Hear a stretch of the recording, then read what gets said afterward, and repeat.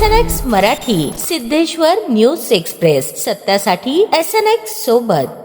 पंढरपूर येथील चंद्रभागा नदी शेजारील 65 एकर परिसरातील भक्तिधाम येथे आयोजित अखंड हरिनाम सप्ताह, संगीत भजन तसेच श्री संत नामदेव महाराज गाथा पारायण सोहळ्यास खासदार प्रणिती शिंदे यांनी उपस्थित राहून कीर्तन सेवेचा लाभ घेतला।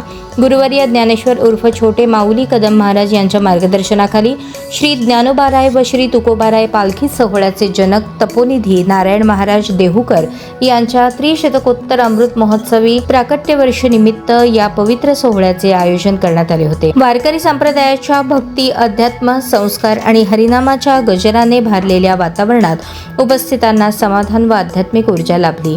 यावेळी कीर्तनातून संत परंपरेचा महान वारसा, हरिनामाचे महत्त्व, समाज प्रबोधन, मानवता, बंधुता, समता आणि भक्ती मार्गाचा संदेश प्रभावीपणे मांडण्यात आला।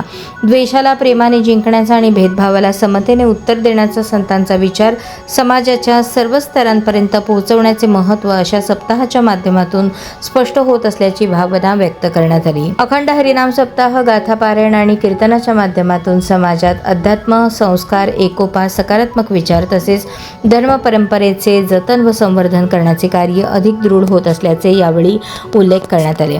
अशा धार्मिक आणि सांस्कृतिक उपक्रमांमुळे वारकरी संप्रदायाची परंपरा अधिक बळकट होत असून समाजात भक्तिभाव वृद्धिंगत होत आहे।